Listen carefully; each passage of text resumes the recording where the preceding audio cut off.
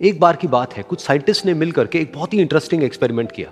उन्होंने क्या किया कि एक बहुत बड़ा सा पिंजरा लिया, उसके अंदर 5 बंदरों को रख दिया और वहां पर एक सीढ़ी लगा दी। उस सीढ़ी के टॉप पर कुछ केले रख दी। फिर उन साइंटिस्ट ने क्या किया कि जैसे ही कोई भी बंदर उस सीढ़ी पर चढ़ता केलों तक पहुंचने के लिए, तो ऊपर से ठंडे पानी की बारिश करने लग जाते। तो जैसे ही वो ठंडा पानी गिरता उस बंदर के ऊपर जो कि सीढ़ी पर चढ़ रहा था, वो फटाफट से नीचे आता तो पानी बंद हो जाता। फिर दोबारा से कोई और बंदर उस सीढ़ी पर चढ़ता उन केलों तक पहुंचने के लिए, दोबारा से यही होता। दोबारा से ऊपर से ठंडे पानी की बारिश होती, वो बंदर जैसे ही नीचे आता दोबारा से बारिश बंद हो जाती। तो बंदरों ने इसका मतलब यह निकाला कि जैसे ही कोई भी सीढ़ी पर चढ़ता है तो ऊपर से ठंडा पानी गिरता है।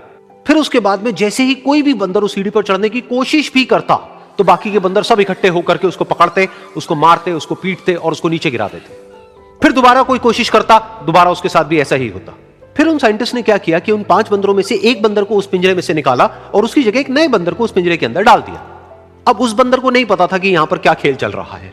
उसको जैसे ही सीढ़ी के ऊपर वो केले नजर आए, वो फटाफट से उस सीढ़ी के ऊपर चढ़ने लगा। अब की बार साइंटिस्ट ने कोई बारिश नहीं करी, लेकिन फिर भी जो बाकी के बंदर थे उन्होंने इसको पकड़ा, सीढ़ी से नीचे उतारा और मारने पीटने लग गए।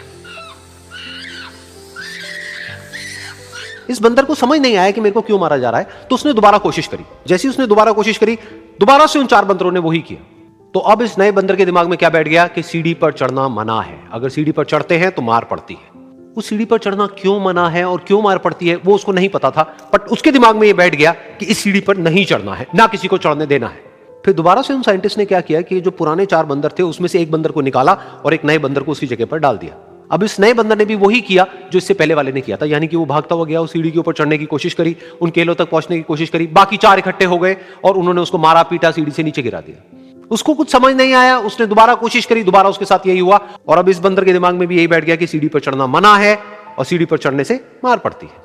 फिर साइंटिस्ट ने एक एक करके जो पुराने 3 बंदर बचे हुए थे उसमें से भी एक एक करके उन बंदरों को निकाला और उनकी जगह पर 3 नए बंदर आ गए।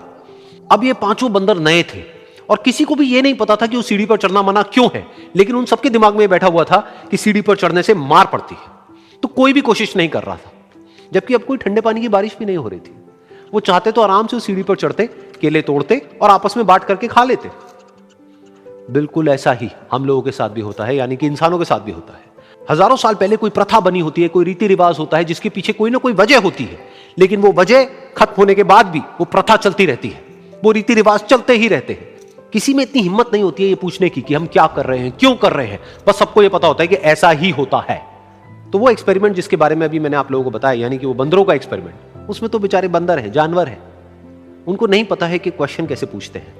लेकिन अगर हम इंसान होने के बावजूद भी क्वेश्चन ना करें तो हमारे में और जानवरों में क्या फर्क है, सोचिए।